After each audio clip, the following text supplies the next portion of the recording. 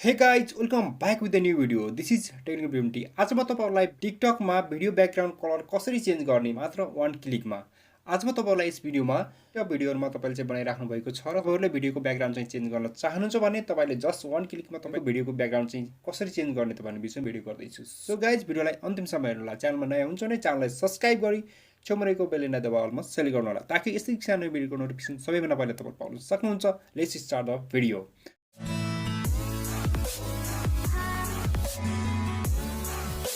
So guys त्यसको लागि सबैभन्दा पहिला तपाईहरुलाई एउटा एप्लिकेसनको आवश्यकता पर्छ। त्यसको लागि तपाईले सिम्पली तपाईको मोबाइलमा जानु होला र तपाईको मोबाइलको प्ले स्टोरलाई सिम्पली क्लिक गर्ने होला। सिम्पली यसलाई ओपन गर्नु होला र तपाईले यसमा चाहिँ सिम्पली टाइप गर्नु होला थ्री डट मोबाइल। सिम्पली यसलाई आफ्नो मोबाइलमा इन्स्टल गर्नु होला। सिम्पली यसलाई इन्स्टल गरिसकेपछि ओपन गरिदिनु होला। ओपन गरिसकेपछि यस्तो इन्टरफेस आउनेछ र तपाईलाई चाहिँ अलाउ गरिदिनु होला।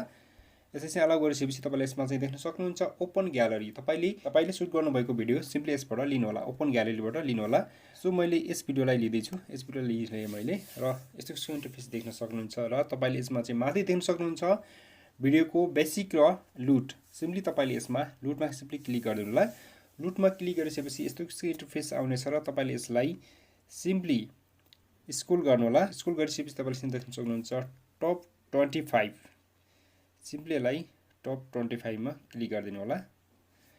टप 25 मा क्लिक गरिसकेपछि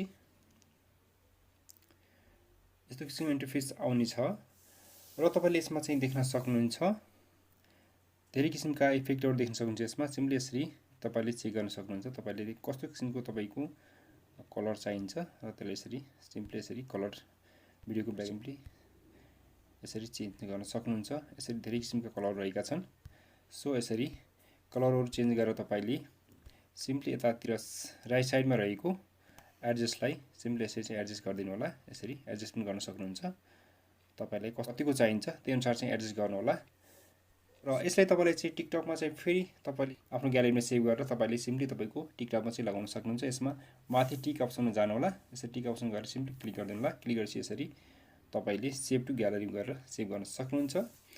सो गाइज भिडियो यति नै रहेको थियो। भिडियो कस्तो लाग्यो भिडियो मन परेमा लाइक भने अवश्य गर्नु होला र च्यानलमा सब्स्क्राइब गर्नु भएको छैन भने रेड कलरको सब्स्क्राइब बटन थिचेर सब्स्क्राइब गरी छेउमा रहेको बेल आइकन दबाउन सेलेक्ट गर्नु होला ताकि यस्तै किसिमका नयाँ भिडियोको नोटिफिकेसन सबैभन्दा पहिले तपाईले पाउन सक्नुहुन्छ।